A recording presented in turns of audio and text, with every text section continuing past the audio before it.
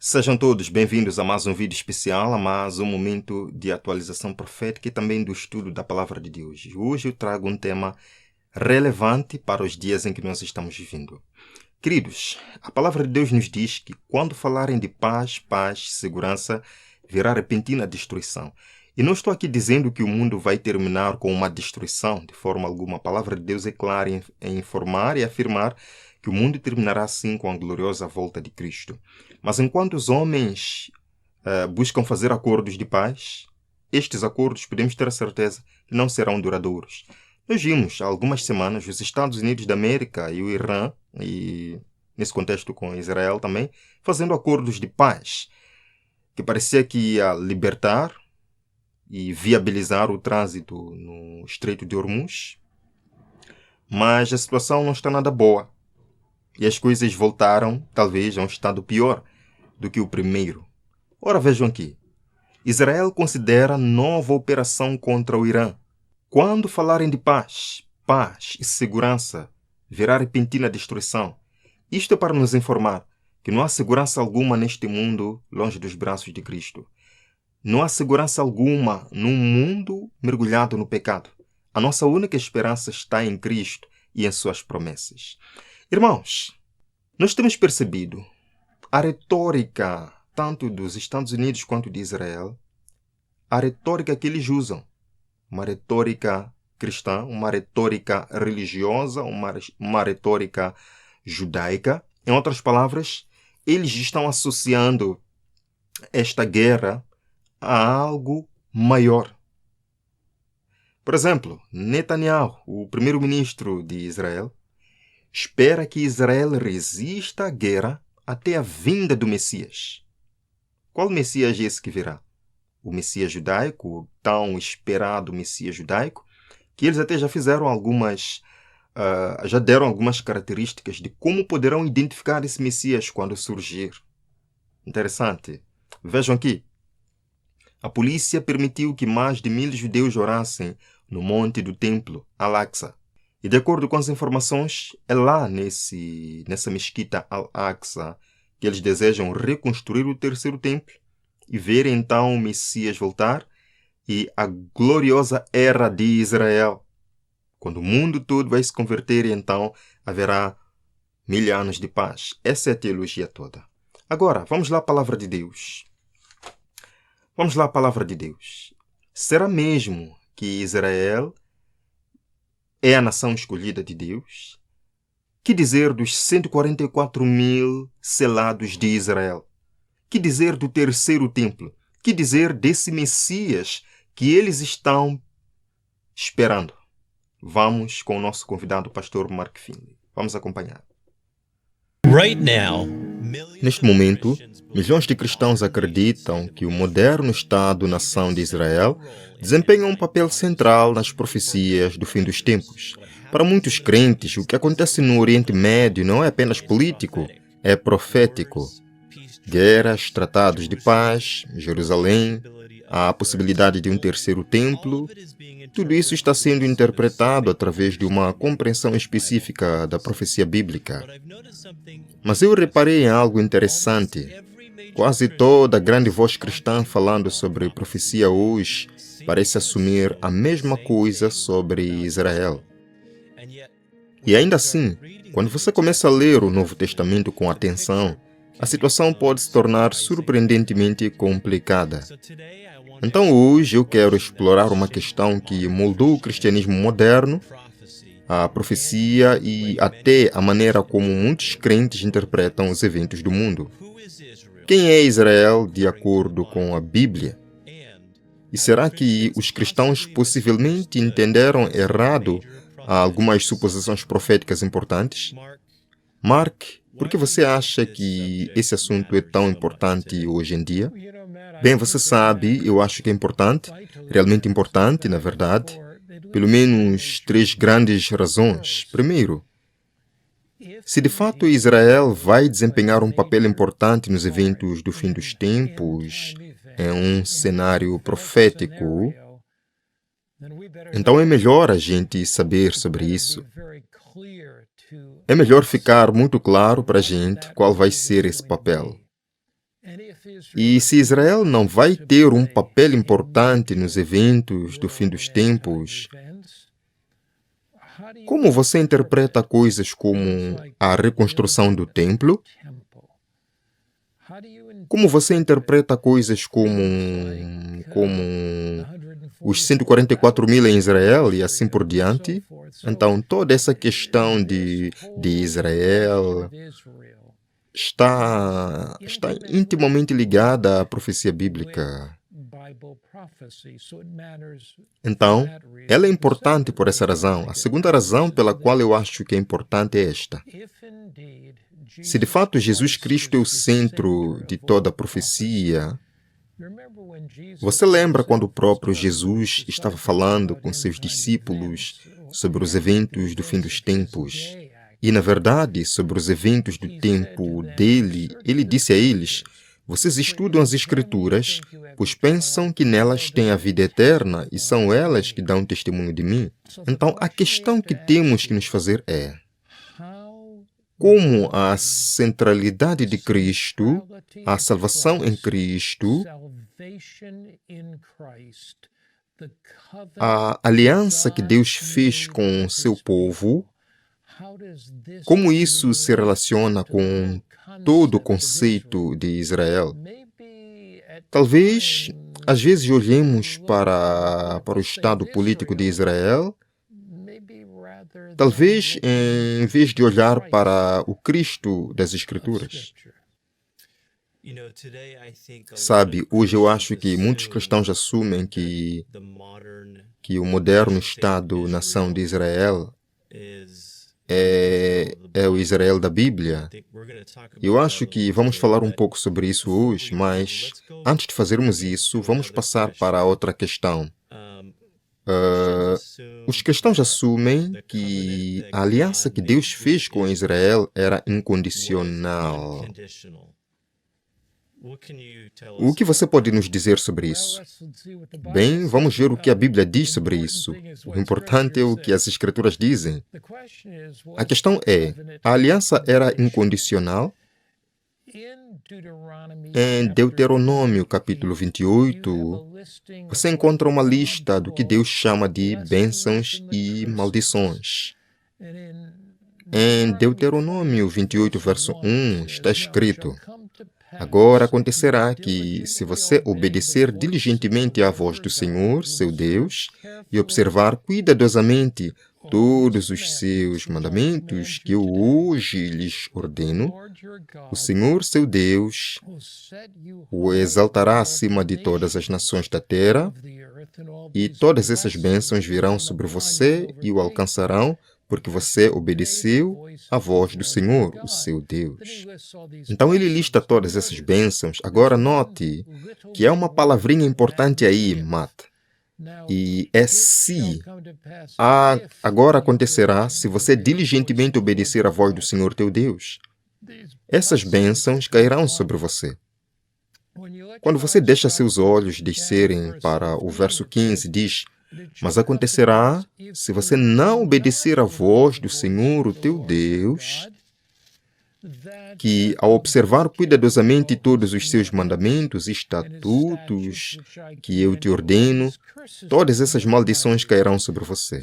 Então, a questão aqui é, o status de Israel dependia da fidelidade deles à aliança. Também é interessante notar que a própria aliança era condicional com Israel desde o começo. A aliança de Deus. A aliança de Deus seria cumprida. Então, a aliança não é condicional. Mas o relacionamento de Israel com a aliança ao longo de todo o Antigo Testamento é condicional. Agora, eu acho que, na hora, algumas pessoas estão tendo esse pensamento. Se a promessa era condicional, isso significa que Deus muda. E qualquer um que conhece a Escritura sabe que Deus não muda. Isso é um conflito, acreditar que Deus não muda, mas agora isso é algo que muda, sabe? Algum tipo de aliança que foi alterada. O caráter, o caráter de Deus não muda. A ação de Deus muda. O caráter de Deus é um caráter de amor. É um caráter de integridade, misericórdia, perdão e graça. Mas deixa eu te dar um exemplo de profecia condicional. Existem dois tipos de profecia na Bíblia. Uma é o elemento preditivo que é dado por um Deus soberano que é imutável. Mas então existe a profecia na Bíblia que é condicional. Um bom exemplo disso é a profecia sobre Nínive com Jonas. Deus disse a Jonas: vá falar com Nínive, diga a Nínive que eles vão ser destruídos. Então Jonas foge. E depois finalmente ele vai para Nínive. Ele prega e Nínive não é destruída. Por quê? Porque as ações de Nínive mudaram. Então, portanto, a ação de Deus mudou.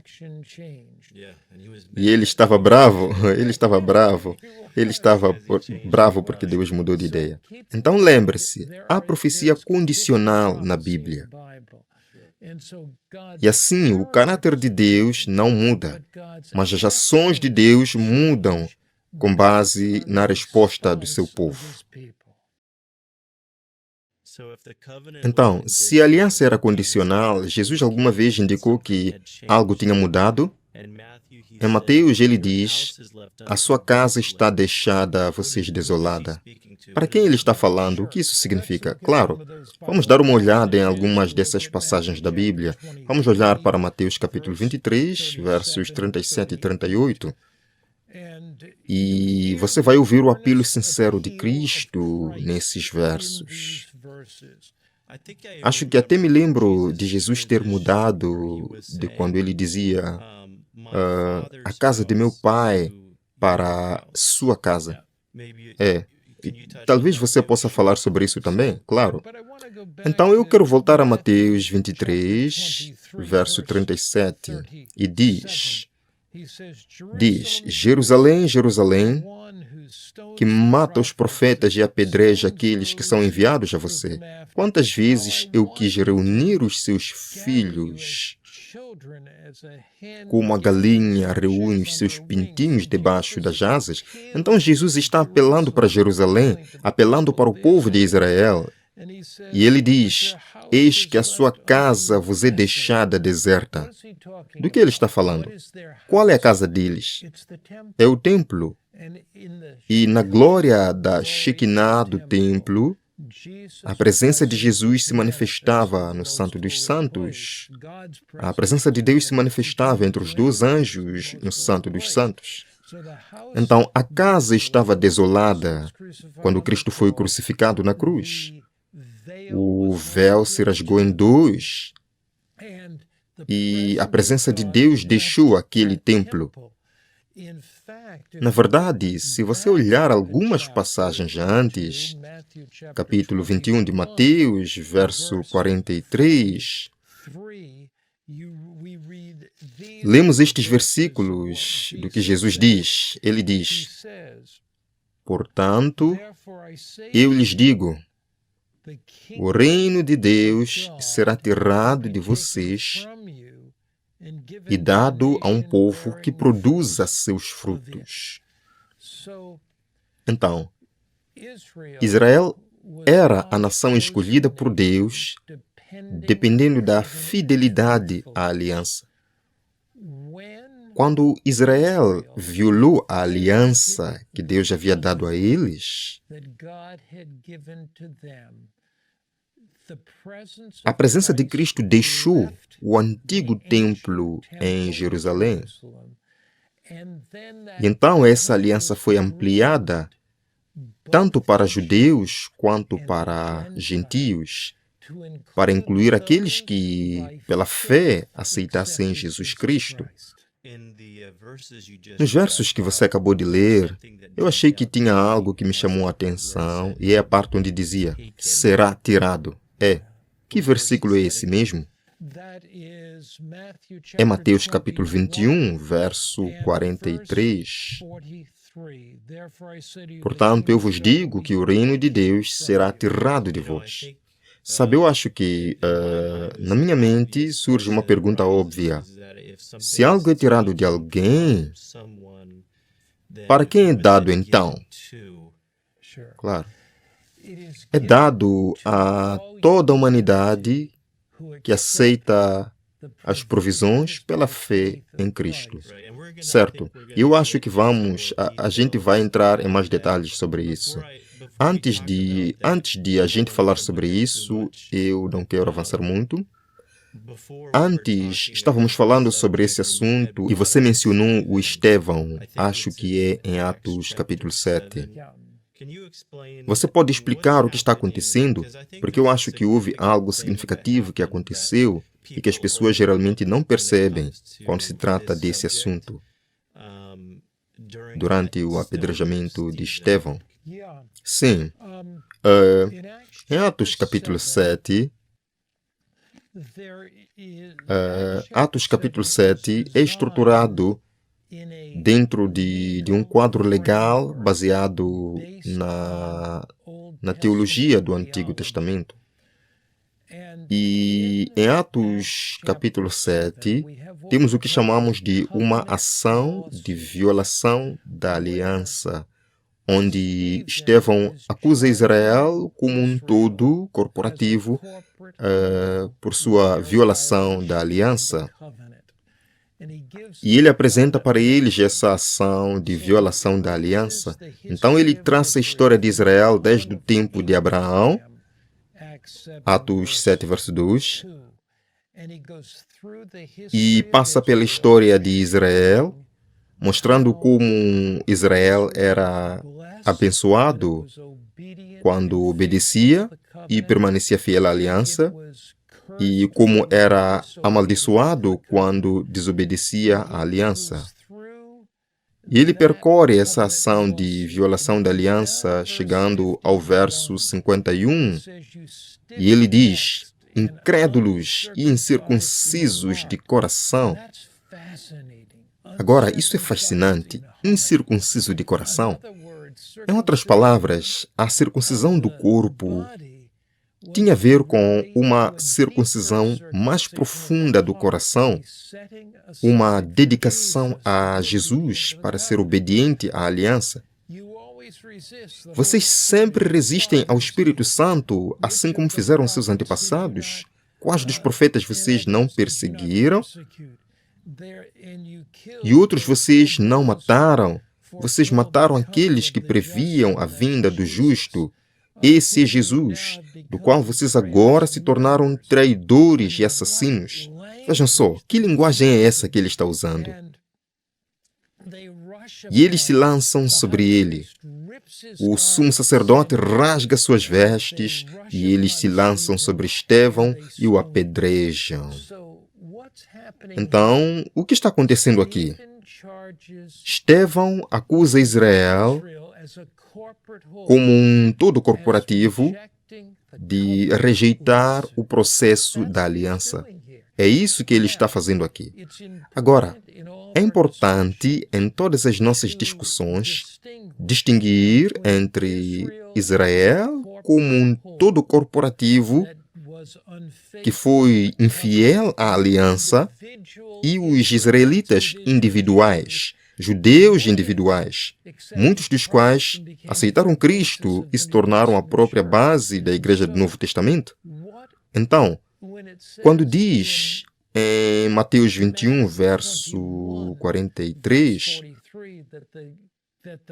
que o reino seria tirado deles, você levantou uma boa pergunta. Para quem seria dado? Seria dado para todos os homens e mulheres que aceitam a aliança pela fé, a aliança da graça, a aliança da salvação, judeus e gentios igualmente. Sabe, para mim, parece que há uma mudança bem grande no Novo Testamento Quando olhamos para Jesus ao morrer na cruz e ao ressuscitar, depois disso, como os apóstolos definiram o povo de Deus? Pois é, eles definiram de uma maneira muito mais ampla. Vou te dar alguns exemplos de textos sobre isso. Gálatas capítulo 3, por exemplo, é um texto poderoso. Gálatas 3, o capítulo todo de Gálatas 3 fala sobre salvação, como somos salvos pela fé que recebe a graça de Cristo. E aqui em Gálatas 3, 26 a 29, diz assim: porque todos vocês são filhos de Deus mediante a fé em Cristo Jesus. Vocês são todos filhos de Deus, judeus e gentios igualmente, pois todos vocês que foram batizados em Cristo, de Cristo se revestiram. Não há judeu nem grego. Agora, quando ele fala de judeu ou grego, ele não está falando de grego no sentido de nacionalidade, mas no sentido de todos os que não eram judeus, todos que estavam fora da aliança de Deus, ou da aliança que Deus deu aos judeus. Ele diz: não há judeu nem grego, não há escravo nem livre, não há homem nem mulher, todos vocês são um em Cristo Jesus. E se você pertence a Cristo, entenda isso, então você é descendente de Abraão e herdeiro da promessa. Então os descendentes de Abraão, judeus e gentios, escravos e livres, homens e mulheres, em outras palavras, isso faz parte da promessa da aliança. Encontramos isso em todo o Novo Testamento. Romanos capítulo 2, e eu quero te dar alguns textos para mostrar que não estamos apenas apoiando esse conceito em um texto só. Romanos 2, Paulo diz, Romanos 1, Paulo diz, os gentios estão perdidos. Romano 2, Paulo diz, os judeus estão perdidos. Romanos capítulo 3, Paulo diz, toda a humanidade está perdida. E então ele diz, toda a humanidade é salva por meio de Jesus Cristo, em Romanos 3. Mas vamos a Romanos 2, 28.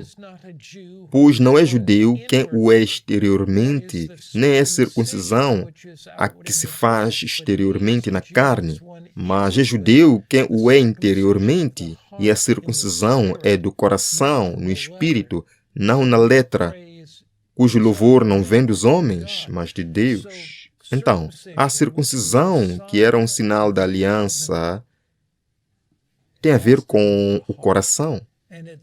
E aqui diz que todos aqueles que vieram a Cristo pela fé e aceitaram a glória do Evangelho, então são parte da promessa da aliança. Ok, então, deixa eu te fazer um par de perguntas rápidas. Estou procurando respostas curtas.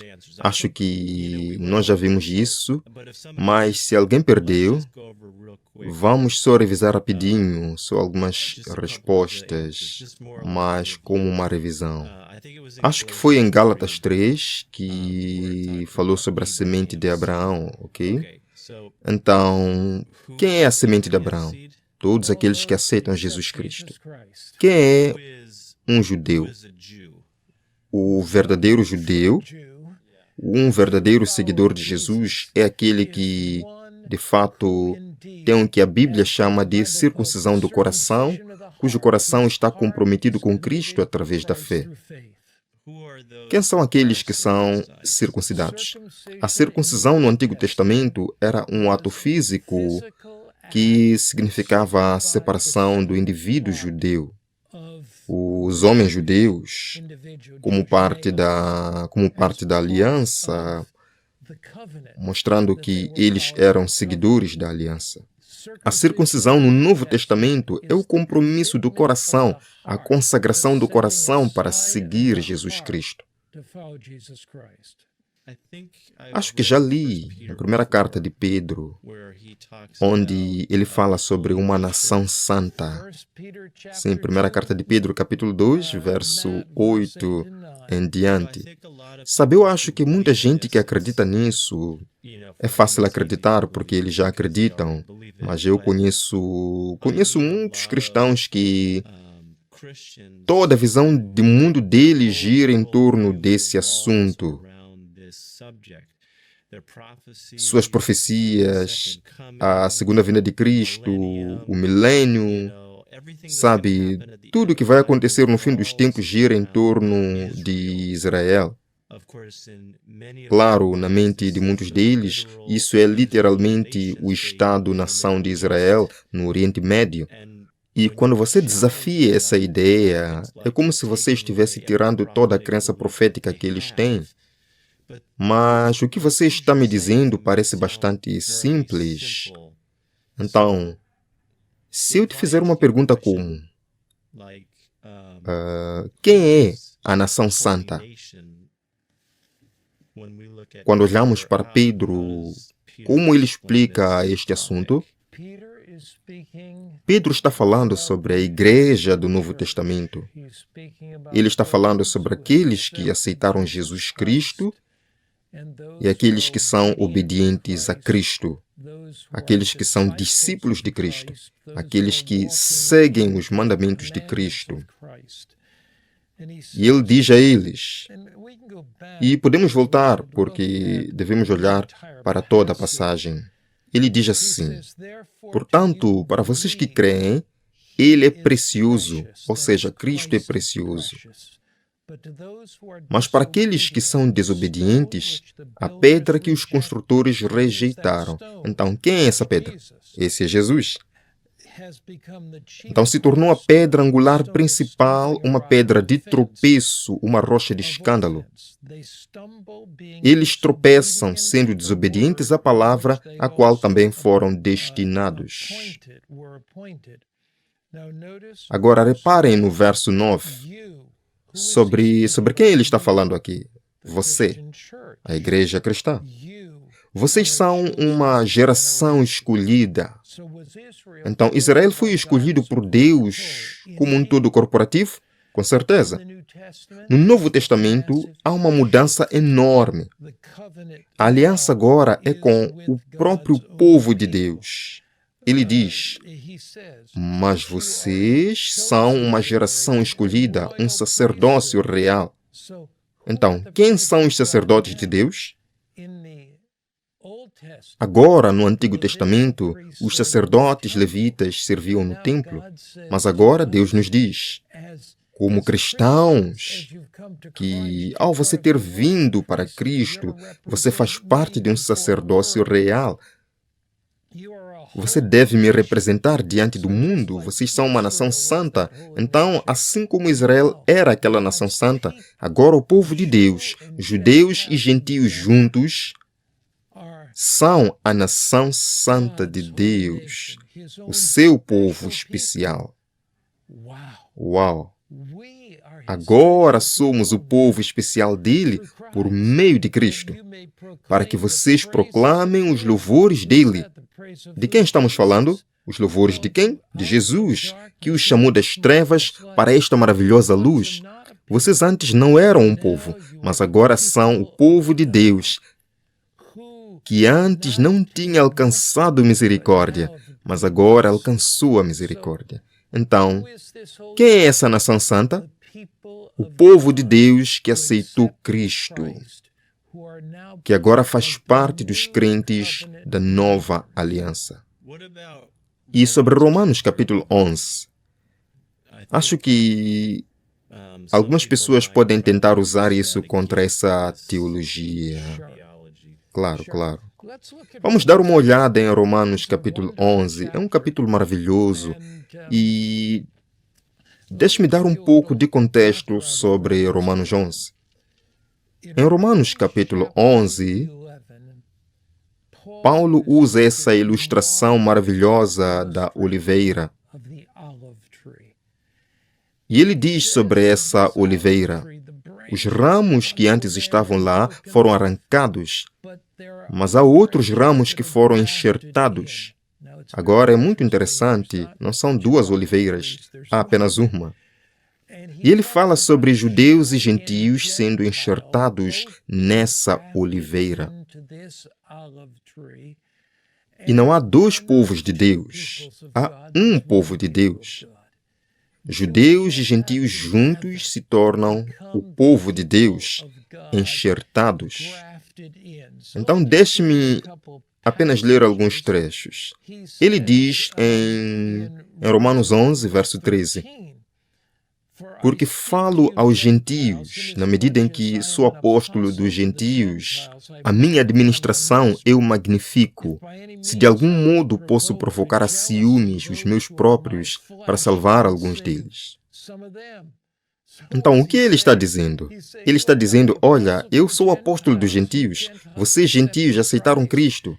Vocês estão sendo enxertados no galho da oliveira. E ele diz, sabe, se a sua conversão fizer com que alguns dos meus próprios compatriotas, meus amigos judeus, fiquem com ciúmes, isso é bom, porque eles precisam ser enxertados nesta única oliveira. E ele diz no versículo 16, porque se as primícias são santas, também é a massa, e se a raiz é santa, também são os ramos. E se alguns dos ramos forem quebrados, e você, sendo uma oliveira brava, for enxertado entre eles, tornou-se participante da raiz e da gordura da oliveira. Não se glorie contra os ramos, mas se você se gabar, lembre-se de que você não sustenta a raiz, mas a raiz te sustenta. Você vai dizer, então, ramos foram quebrados para que eu pudesse ser enxertado? Em outras palavras, os judeus foram quebrados para que os gentios pudessem ser enxertados? Bem, ele diz, por causa da incredulidade, eles foram quebrados. E você permanece pela fé. Não seja orgulhoso, mas tema, pois Deus não poupou os ramos naturais. Ele pode não poupar você também. Então, o que ele está dizendo é que aqui você tem essa oliveira. A nação judaica foi quebrada. Os gentios foram enxertados. Mas então Deus diz, eu preciso trazer meu povo de volta. E então, nesse contexto do remanescente de Israel, que será salvo, porque ele continua aqui dizendo, há um remanescente que ainda será salvo. E o que ele diz? Verso 25. Não quero, irmãos, que vocês ignorem este mistério, para que não se considerem sábios por conta própria, de que houve endurecimento do coração em Israel. Então ele diz, portanto, todo Israel será salvo. Do que ele está falando? Todo Israel será salvo. Ele está falando do remanescente. Todo Israel que aceitou a fé em Jesus Cristo, que será enxertado na única oliveira, será salvo. Então não é, automaticamente todo judeu vai ser salvo no mundo. Não. E se você ler Romanos 11, é o remanescente de Israel que responde ao Evangelho. E aqui está a incrível boa notícia. Você fala sobre profecia. Antes de Jesus voltar definitivamente, haverá um grande avivamento entre os israelitas.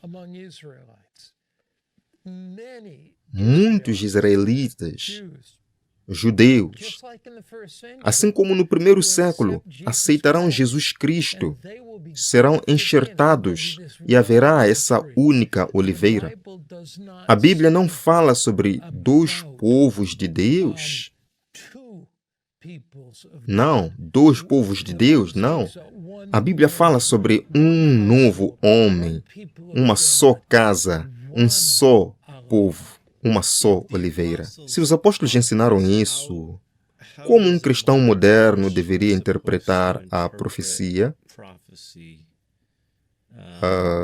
Se eles tinham essa crença, tipo, como você, no que eles deveriam acreditar agora. Havia um sacerdócio em Israel. Agora Jesus é o nosso sumo sacerdote. Mas mesmo, deixa eu voltar antes disto. Os israelitas no Antigo Testamento ofereciam um cordeiro. Jesus Cristo é o nosso cordeiro, certo? O sacerdócio do Antigo Testamento, Jesus Cristo é o nosso sacerdote. O santuário do Antigo Testamento, existe um santuário lá no céu.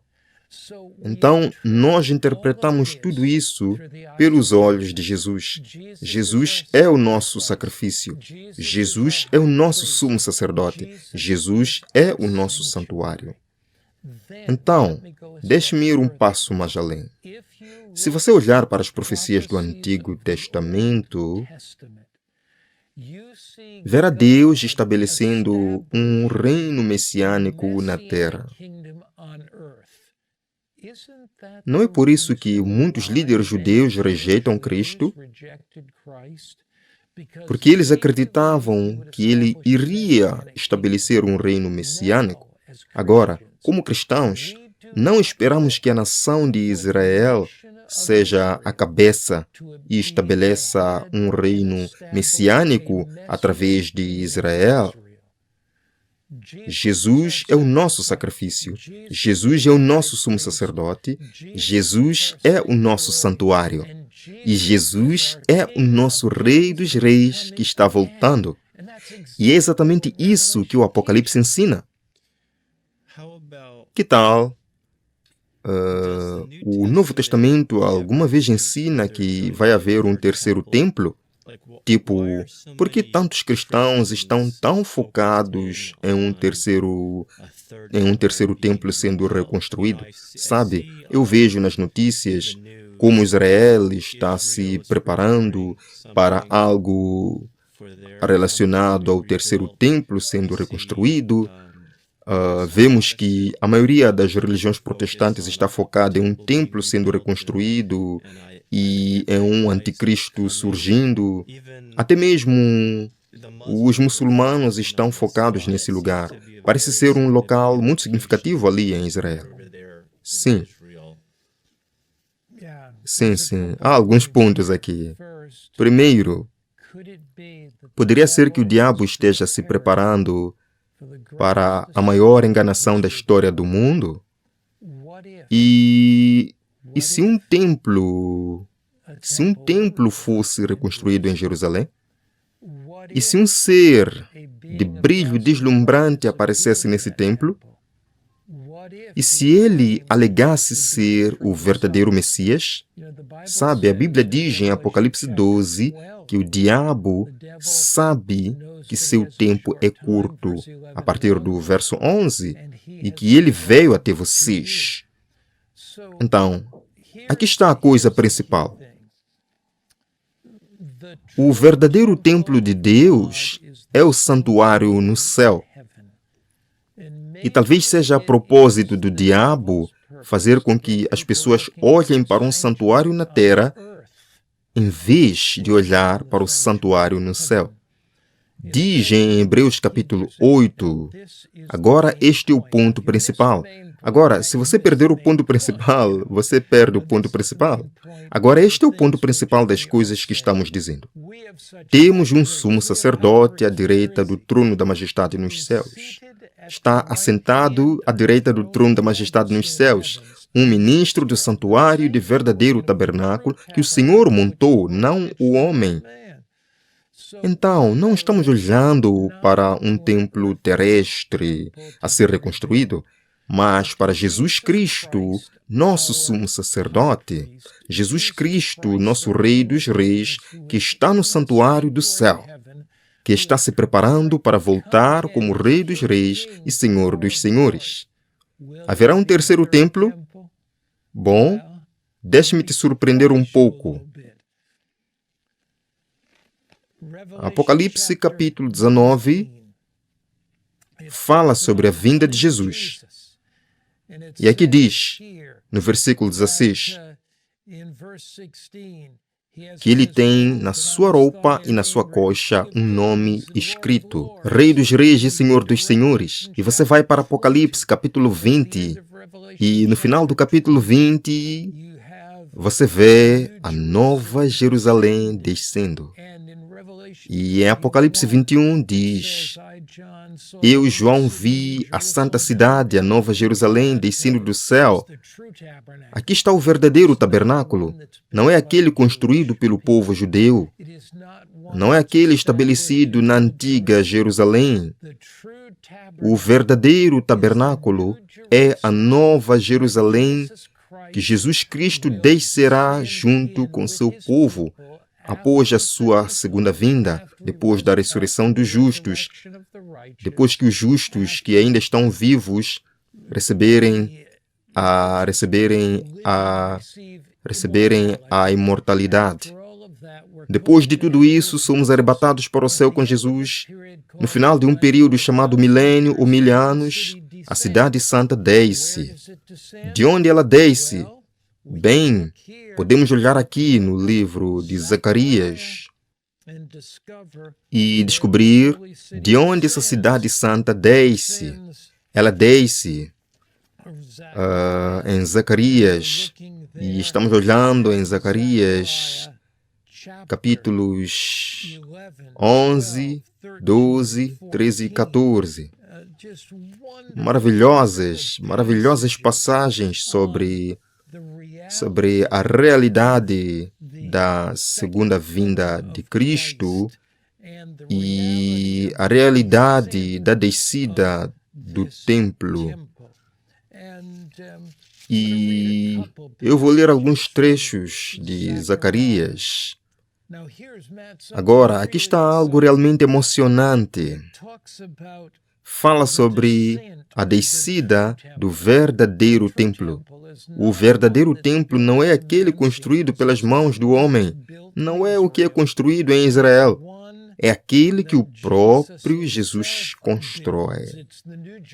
É a Nova Jerusalém, como diz em Apocalipse 21. E aqui em Zacarias 14, escute o que diz. Eis, no versículo 1, que o dia do Senhor está vindo, e o seu despojo será repartido no meio de vocês. Eu reunirei todas as nações para guerrear contra Jerusalém. Do que isso está falando? No final do milênio, a cidade santa desce.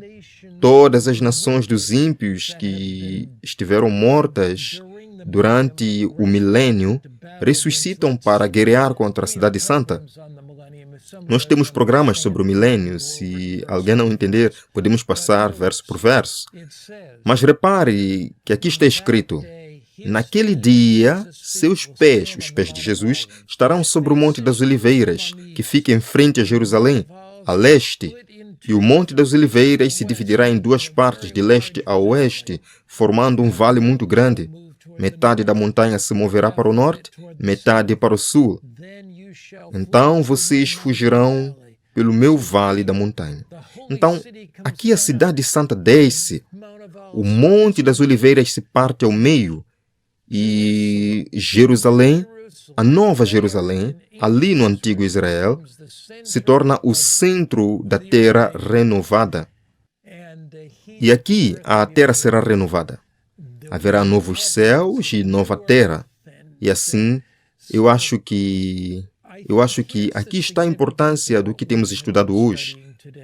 Primeiro, nosso foco não deve estar na nação política de Israel.